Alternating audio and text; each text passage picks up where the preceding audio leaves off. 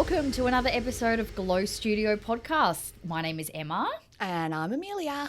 And we're here on episode 5 to talk to you today about how to get prepared skin and hair for a wedding.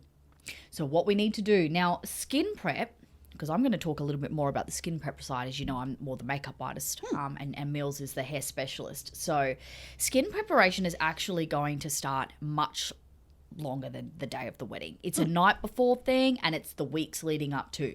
The better that your skin, or the better condition that your skin is, the better that makeup is going to wear. It's going to wear better, and what I mean by wear is the look of it and the longevity of it and how much your skin actually absorbs those products.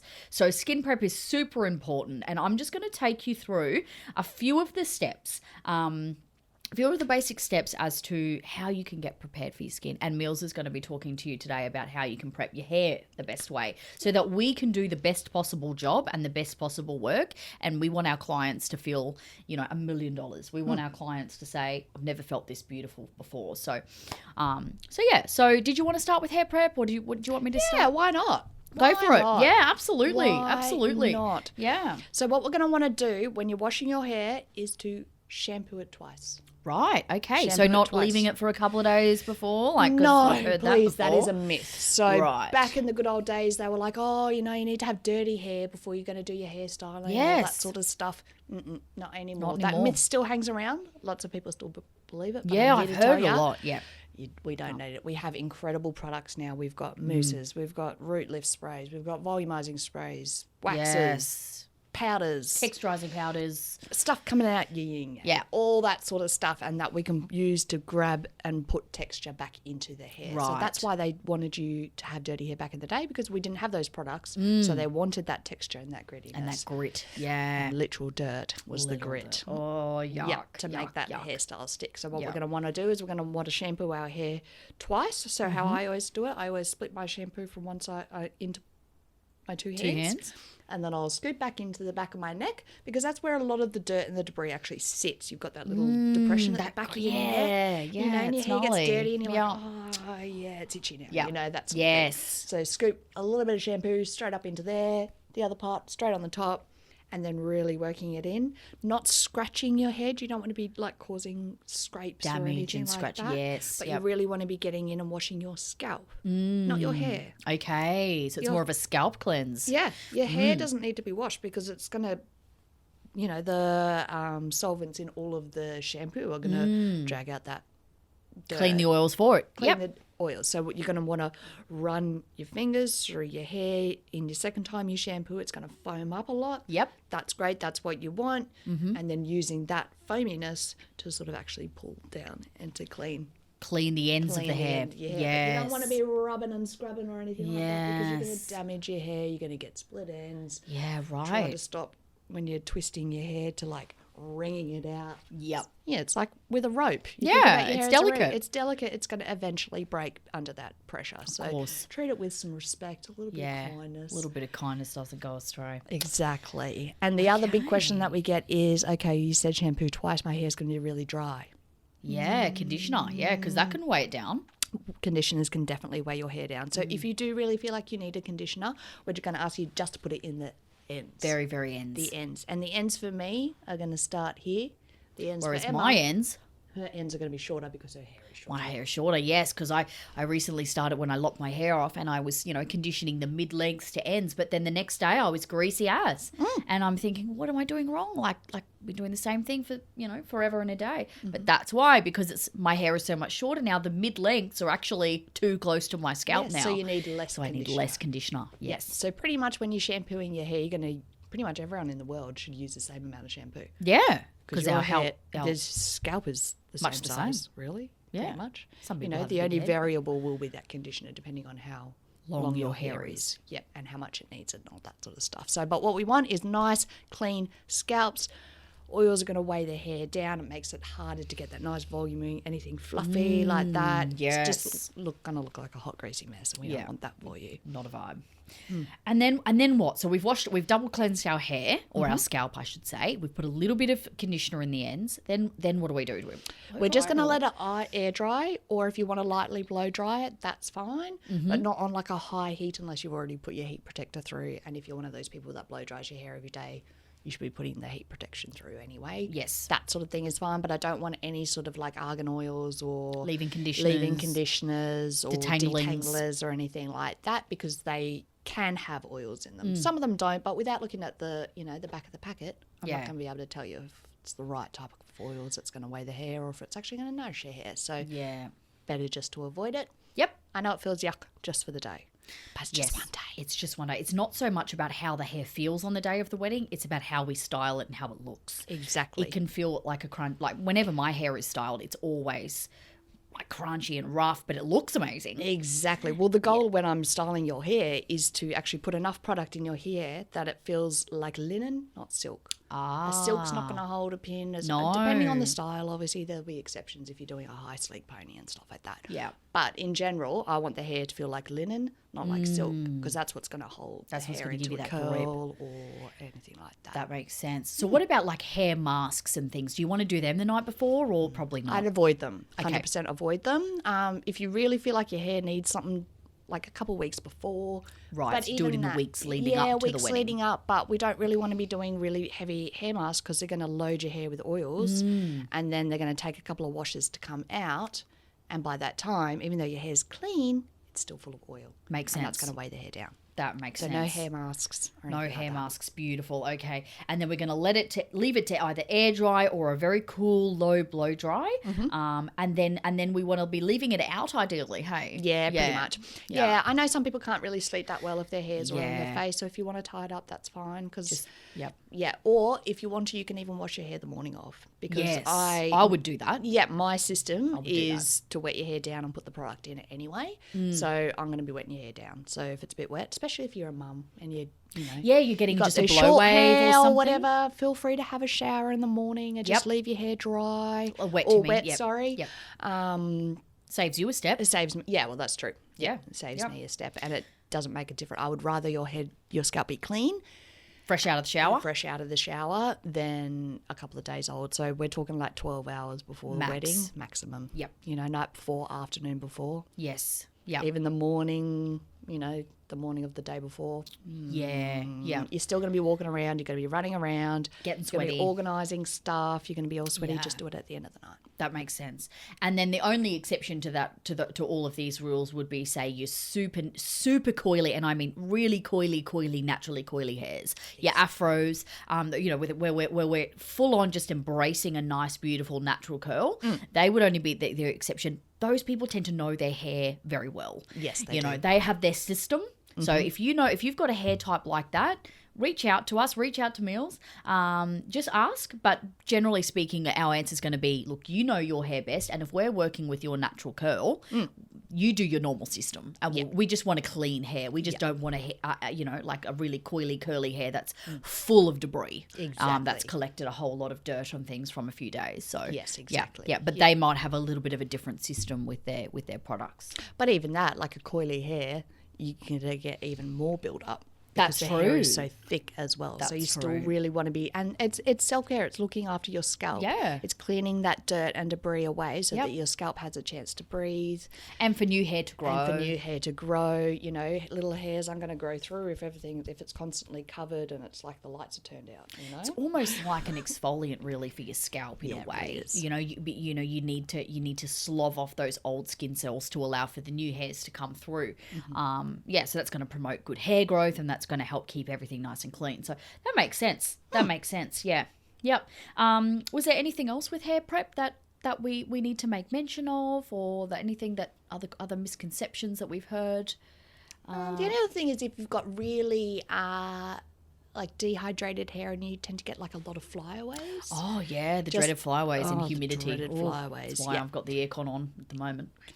It's raining here. Because what happens when your hair is dry, and you get the humidity, it's going to, Which is moisture in the which air. is moisture in the air. Your hairs reach out into the atmosphere to try to get that moisture. That's what they're doing. That's why they stick out. That's why your hair gets all fluffy when it's all humid, because there's more water in that moisture in the air, so it's reaching out to get that. Reaching out like a plant grows towards the sun. Yes, Like it knows what it wants. Coily hairs or a curly hair, that happens sort of more naturally. So in that sort of case, I am happy for you to put those conditioner in at the end of your hair. ends, yeah. But just at the ends. That's all you need. Yeah. You don't want to be blocking your hair follicles with oils and stuff like that. No, and undoing all the nice work from your shampoos. Yeah. Exactly That makes sense. That makes sense. So number one takeaway from that, everybody, is Meals wants a really nice, clean scalp to work with. Nice and clean. Maximum 12 to 15 hours before the wedding day, or before you're sitting in her chair getting your hair styled. But It's going to give you the best results. That's you don't right. have to do that. No. But if you want really good results, you want volume, clean hair. exactly.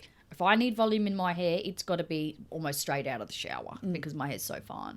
Yeah, that makes sense. That makes sense. Thank you for that. Yeah, and a really good way to do that, or to do all of this, is to actually get together as a bridal party the night before. Yes. And just make it a bit of a thing. Make it fun. Make it fun. You know, we've already talked about run sheets. We've already talked about what to expect on the wedding day and how important it really is, especially for us as artists, to have everybody there the morning of. So if having a sleepover the night before with your bridal party, because I'm about to talk about skin prep, and this is something that you could really, it's fun to do together. Yeah. We do it together all the time. We did it for both of my weddings, unless you're like me, you've had a practice run.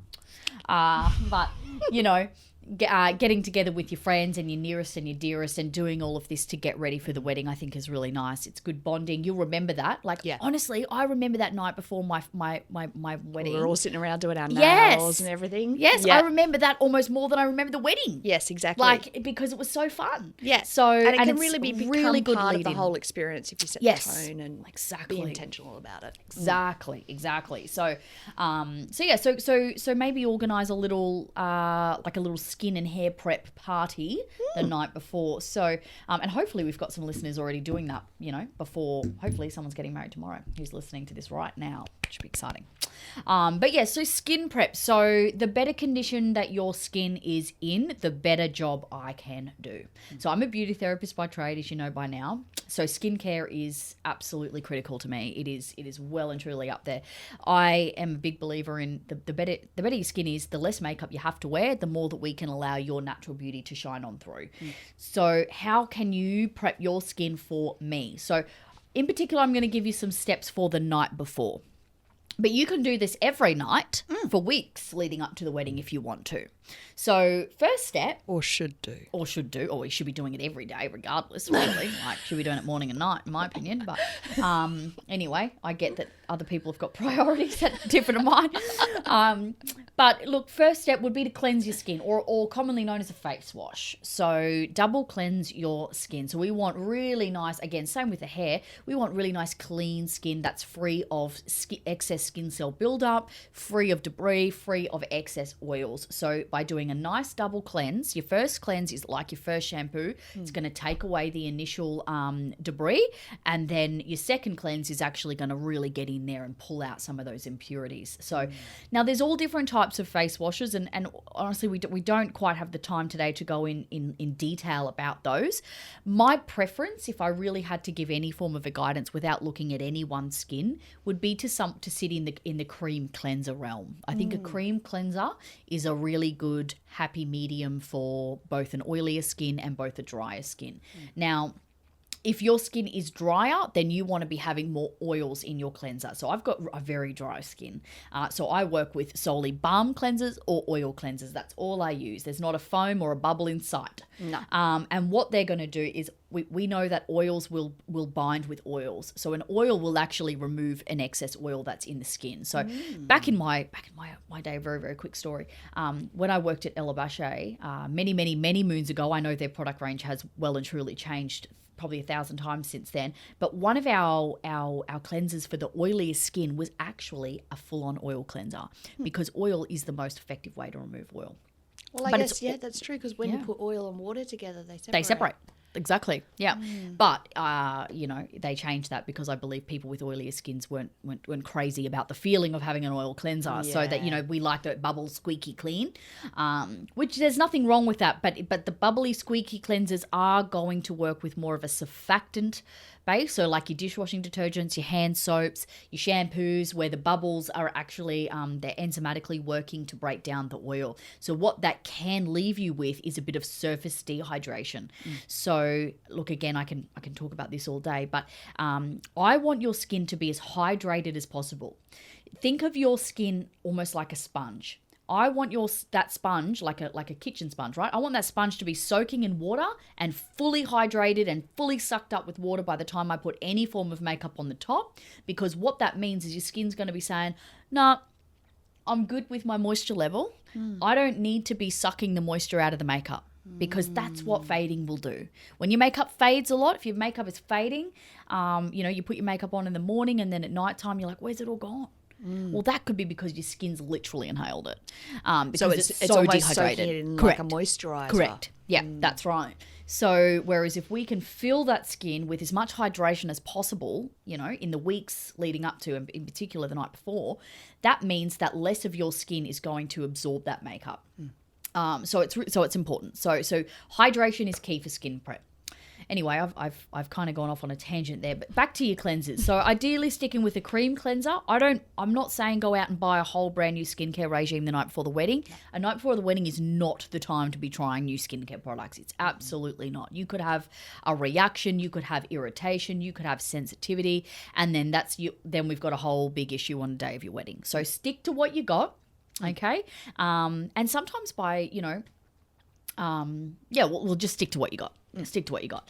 So double cleanse, and then when we're cleansing, we're not doing any of this Neutrogena face commercial where we're flicking the water into our face and looking amazing.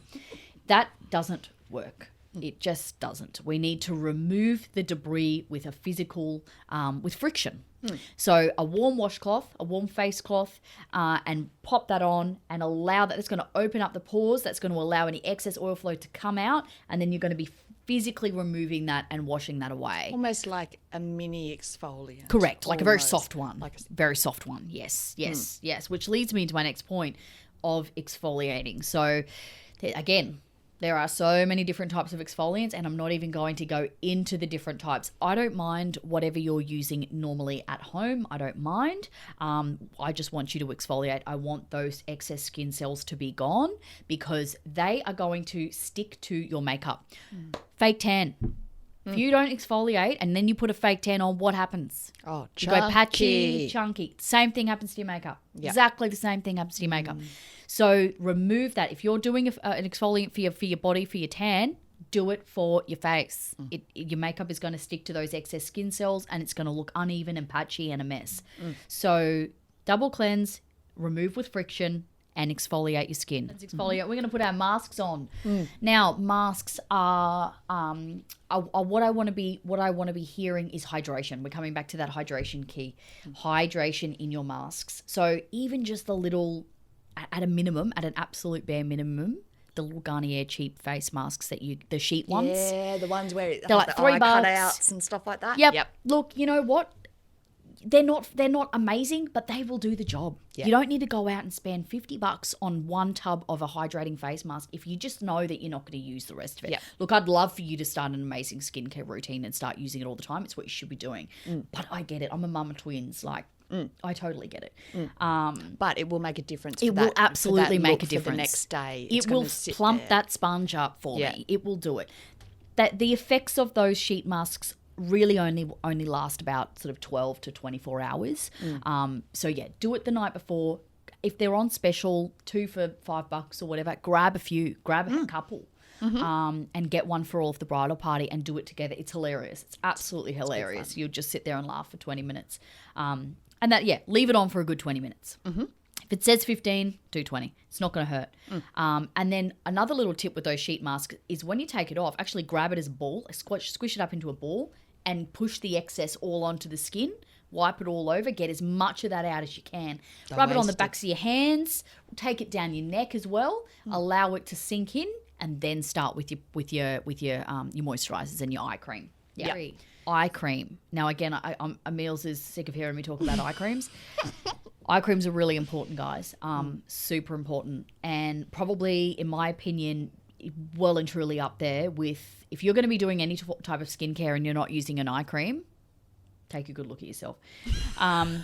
Eye creams are created and invented for a reason because the molecules are much finer, okay? So the eye area itself doesn't have a lot of oil glands. It also is a very fine skin. We know that. We can feel it. It's a very fine, soft skin. Nothing like anywhere else on the body. So if you just put your regular moisturizer on your eye area, it's just going to be sitting on top. It's not going to be able to penetrate deep enough to actually do anything. It's not going to be able to hydrate those lower levels. It's not going to be able to do any of the anti-wrinkle stuff or your repairing or plumping at all. It'll just sit there.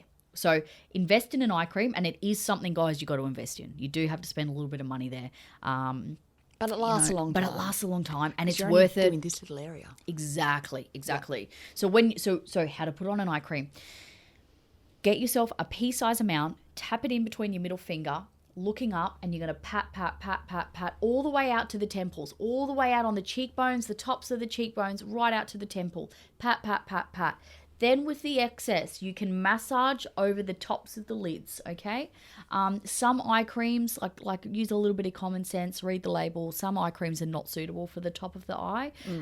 They may be too active, and that may risk some of the product falling into the eyeball itself and potentially doing damage to the eye. Get cloudy and So just use a bit of common sense, guys. But where you want to be focusing it is temple to the inner corner. Temple to the inner corner. And why to the temple? Well, that's where your crow's feet are. Oh, of course so when it you is. have your expression lines, because there's that Course it fold on the is. cheekbone, so we want to be hydrating that area. And then into the middle here And in the too? middle. Yeah, exactly. yeah. Look, this is a thicker skin. It's not the same as under the eye. Yeah, It's a okay, thicker skin, so that could fall into your normal moisturizer category. But hey, why not? Let's, go for it. Go for it. So double cleanse, exfoliate, face masks, then your eye cream, then your moisturizer. Now, ideally, if I could really have my cake and eat it, I would say invest in a night cream. What is the difference between a day and a night cream? Look, very, very quickly, a day cream is going to have more SPFs in it. It's going to have UV protection. It's going to have protection against free radical damage, so pollutants and things. And it's also going to be made to be more suitable under makeup. So it's going to wear a lot better under makeup.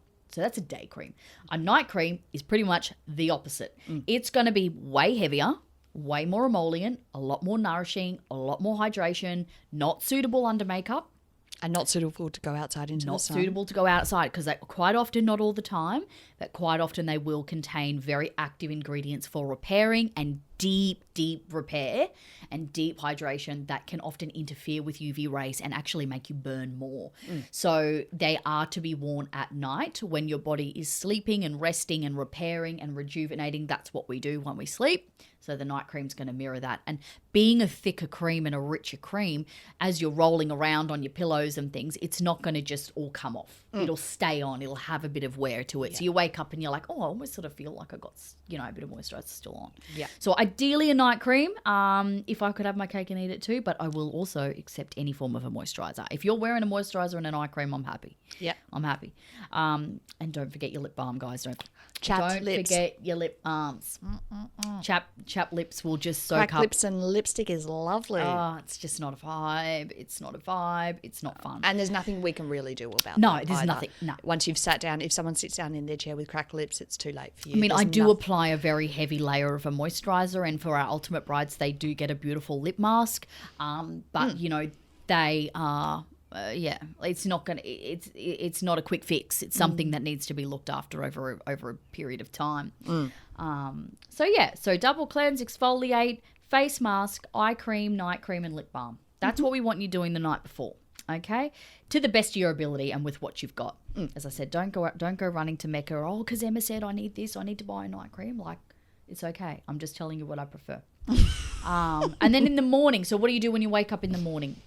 Now, we've already gone over this a lot with what to expect on the wedding day, but it's important to do a single cleanse. Straight out of bed, do a single cleanse. Take all that night remove cream all off. of that night cream off and remove all of that excess stuff off that's been marinating. Then you're going to apply your eye cream and your normal moisturizer. and your lip balm. And you're going to have your lip balm in your pocket. Just keep applying it throughout the day. What I really want, again, hydration is the key.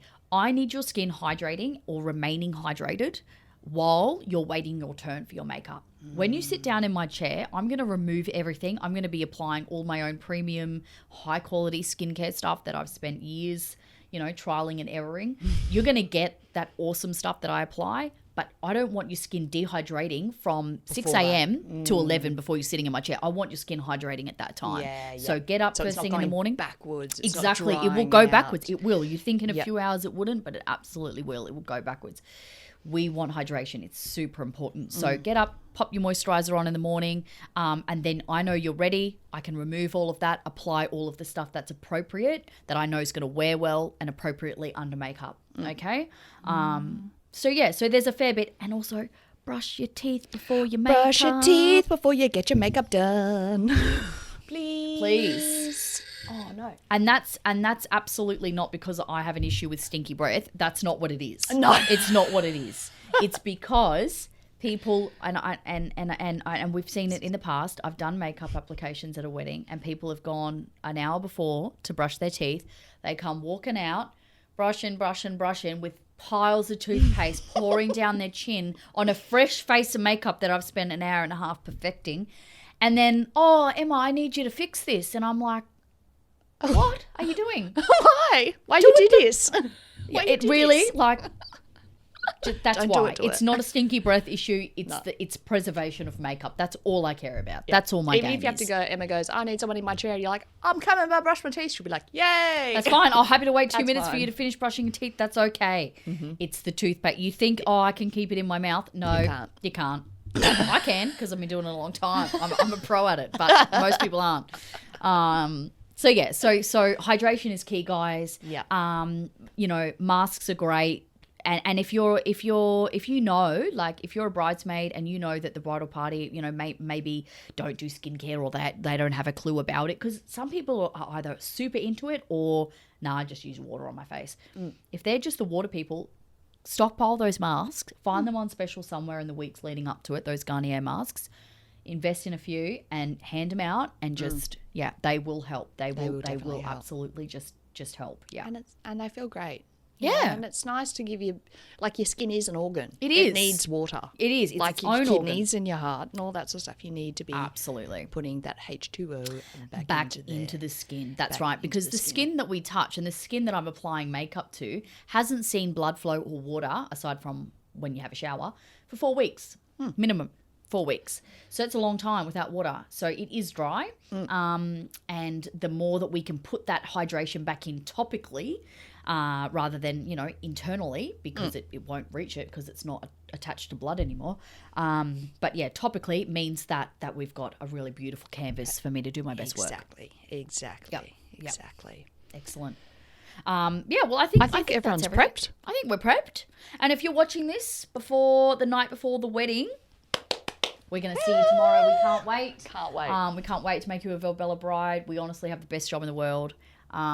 We just absolutely love being a part of your day. It's such an honour. It's a special day. It's a special moment.